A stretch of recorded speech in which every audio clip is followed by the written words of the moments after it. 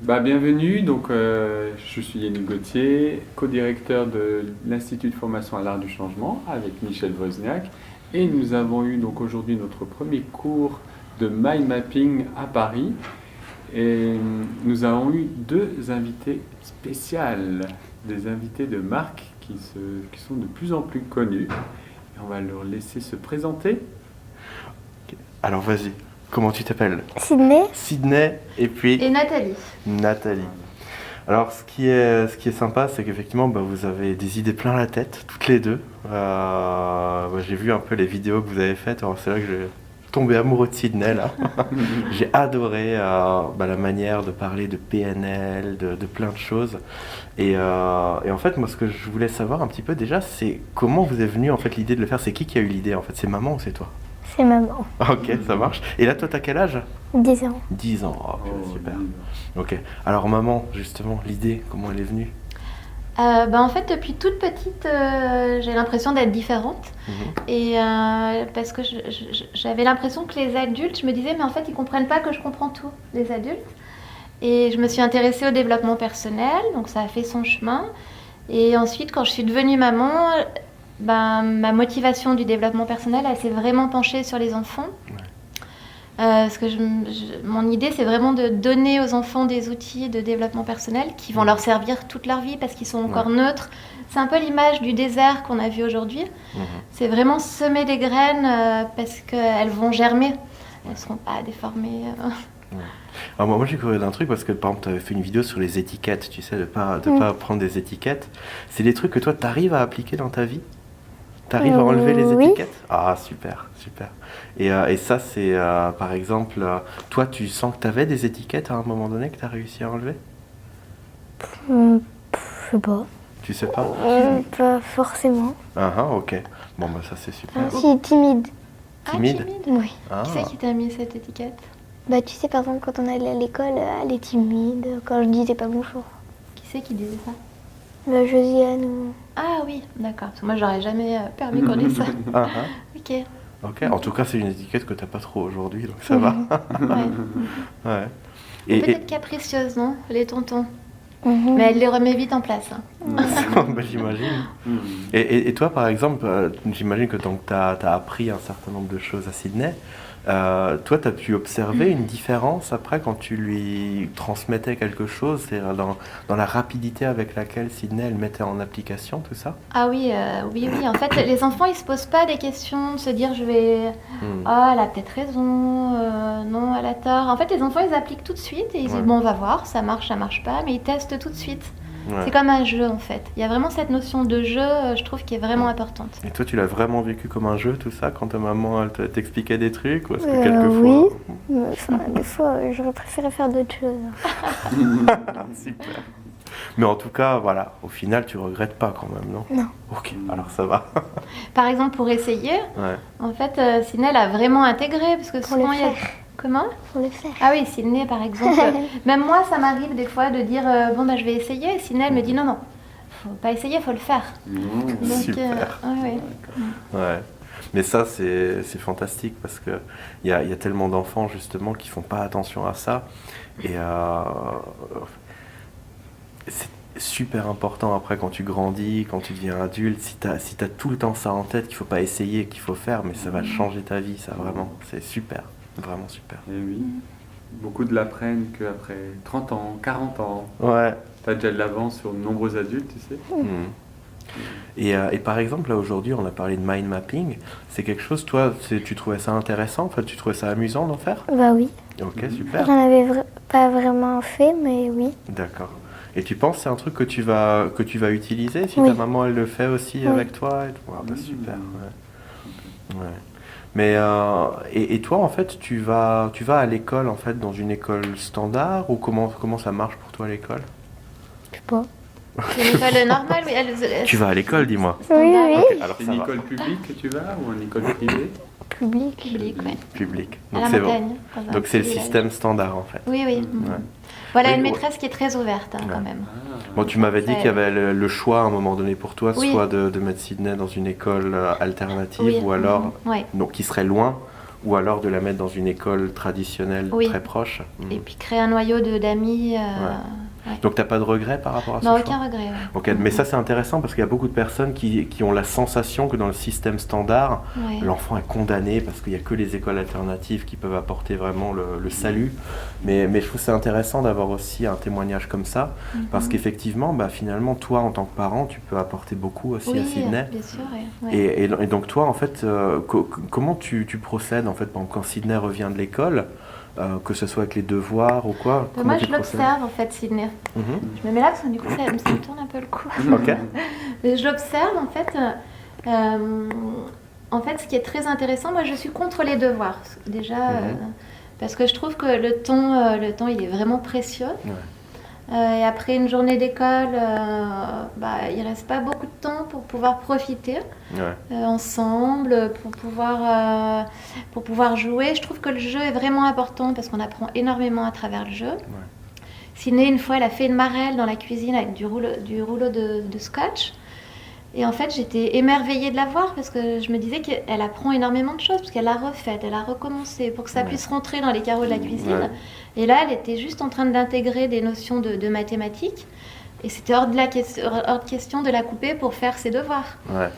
Quand elle joue à la maîtresse, en fait, elle est en train de réintégrer ce qu'elle a appris dans la journée. Et moi, j'aime jouer avec elle, jouer à l'élève. C'est merveilleux de l'observer. Donc ce temps de jeu, j'ai l'impression que le temps de devoir, en fait, vole du temps à l'enfant dans son temps de jeu et me vole du temps avec ma fille, parce que moi, il y a plein de choses que j'ai envie de lui apprendre, de partager, de jouer tout simplement, de danser. Enfin, il y a plein de choses que j'ai envie de faire avec ma fille, que des fois, après le temps de devoir, on n'a plus le temps ou plus l'énergie. Et ça, par exemple, jouer à la maîtresse, ça c'est un truc que tu aimes bien faire? Oui, pour réviser. Ouais, et tu le fais souvent? Oui. Ouais, ça c'est génial. Mais on l'avait vu en plus hier quand on parlait de techniques de mémorisation, que vraiment le fait d'enseigner, c'est la meilleure manière d'intégrer, c'est super. Et donc toi tu sens vraiment quand tu fais à la maîtresse que vraiment tu apprends et tu arrives à mieux te souvenir de tout ça, quoi. C'est génial.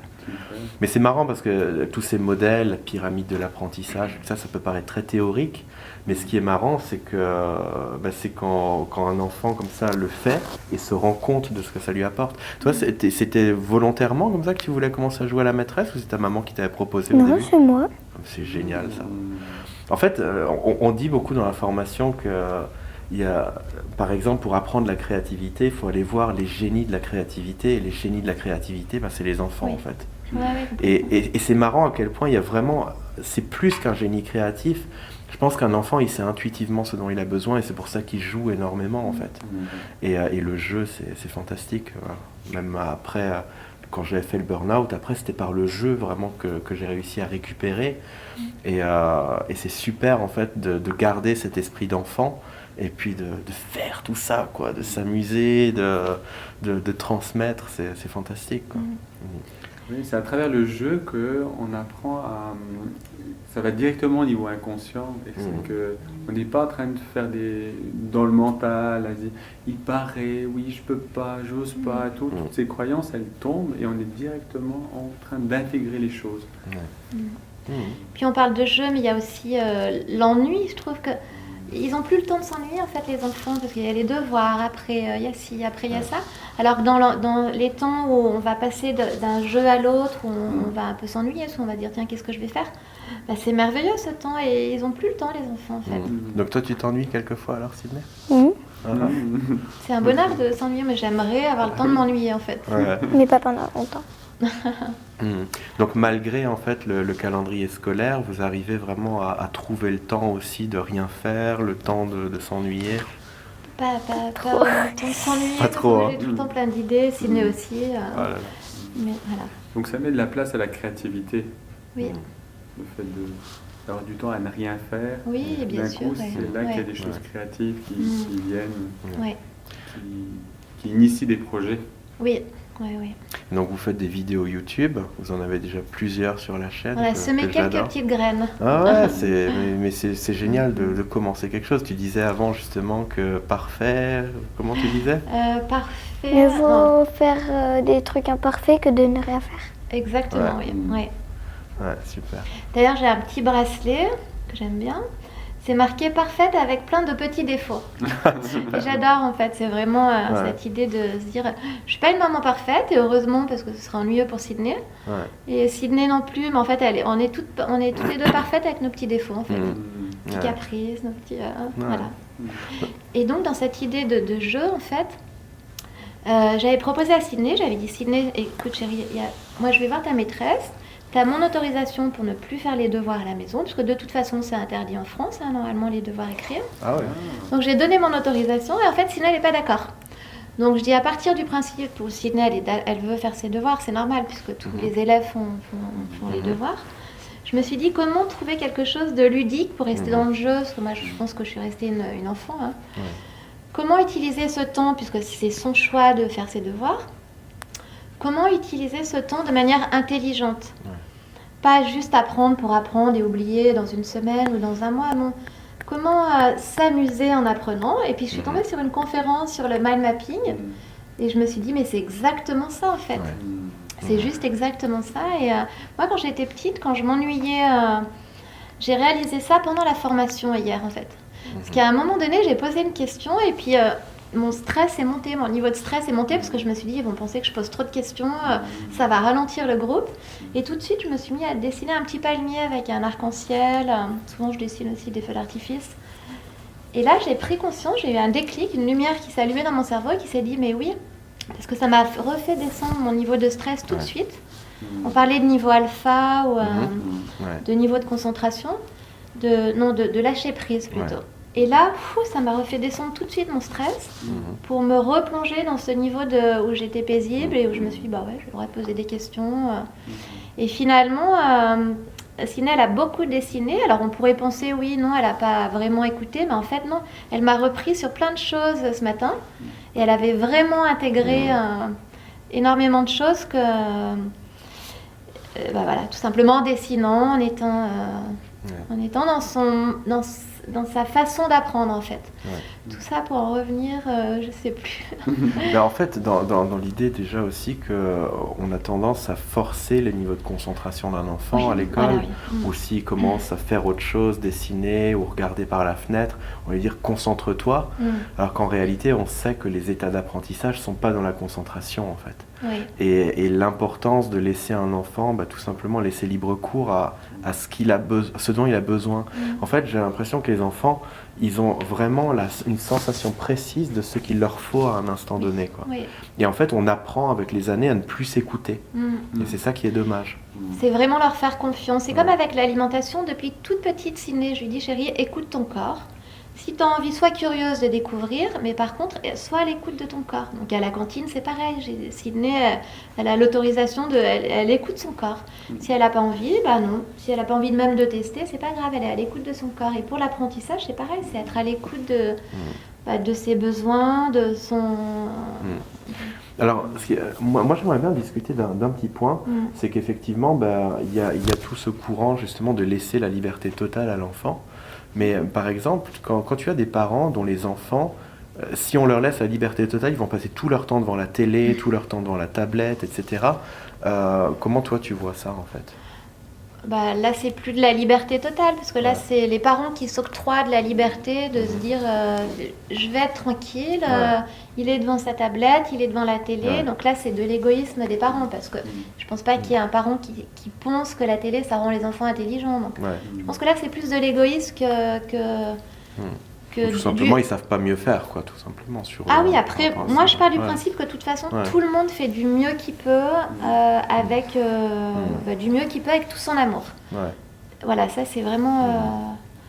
Mais après, quand j'entends des parents qui disent oui, je vais les laisser jouer à Fortnite parce que pour être dans le moule, pour être dans... là, je me dis non, c'est pas possible. Là, c'est toi que ça arrange de laisser ton enfant jouer, mais reconnais-le après, il n'y a pas de souci. Hein, mais tu peux pas laisser un enfant jouer à des jeux violents et penser que c'est juste pour qu'il soit dans le moule. Et toi, Sydney, tu regardes la télé ? Non, pas trop. Ça dépend. Mais t'aimes la regarder ou... Ça dépend. Par exemple, si tu as le choix entre la télé et puis regarder un livre ou quoi, tu préfères quoi, toi? Bah, j'aime pas lire, donc T'aimes regarder pas la lire? télé. Ok. Ah, ok. Et puis entre la télé et jouer, Jouer. ok. Jouer toute seule ou jouer avec ta maman? Ça dépend pourquoi. T'aimes bien aussi jouer toute seule? Oui. Ok, super. Tu Enfin, je préfère jouer avec ma maman, mais Et tu préfères jouer dedans ou dehors? ça dépend de toi qui fait. Ah, d'accord. S'il fait beau, Oui. dehors, ouais. Ok, donc toi ça te plaît parce que vous êtes un petit peu dans la nature, à ce que j'ai compris. Hein. Ouais, toi ça te plaît, Sydney, ça, le fait d'être dans la nature.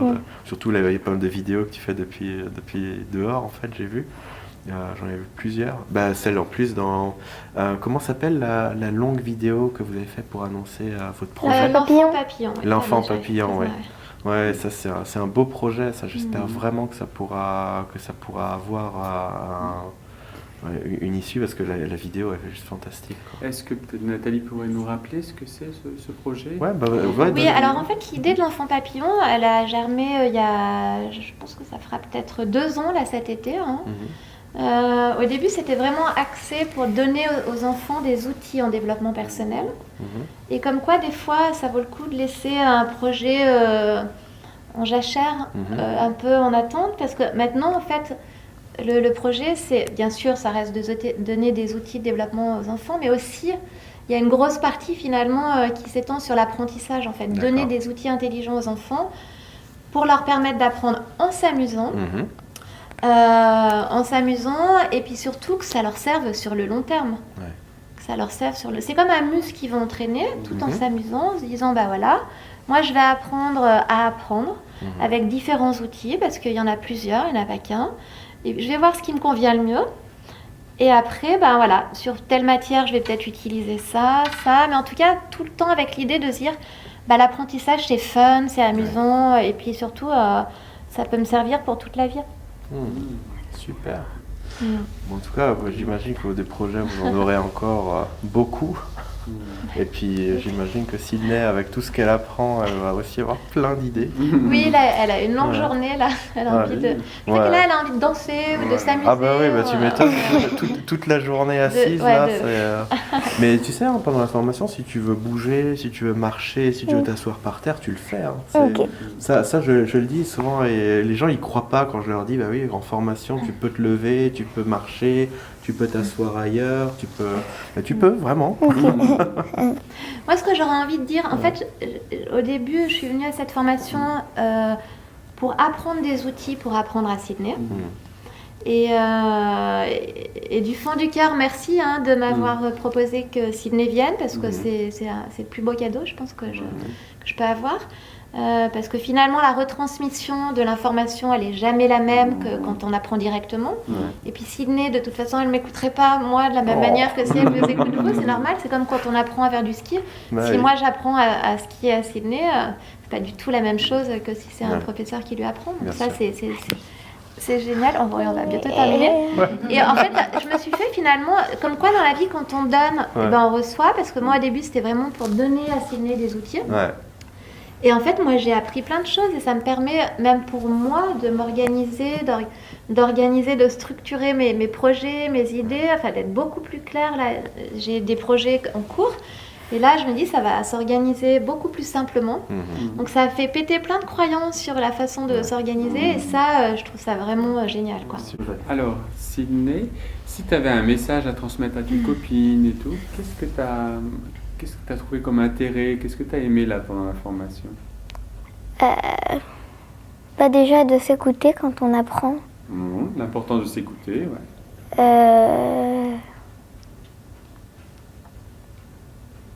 Et là, avec le mind mapping, Ah oui. le dessin. Bah que, on préfère apprendre sous forme de dessin que sous forme de ligne.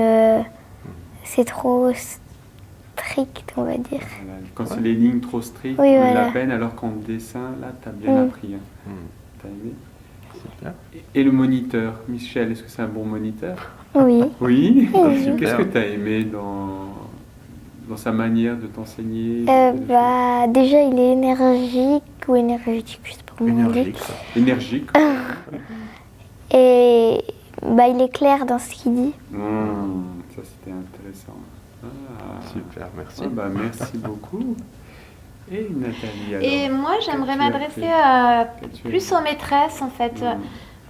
Sydney va faire un exposé, en fait, à sa classe. Et c'est vrai on apprend en retransmettant l'information, ça, c'est une évidence.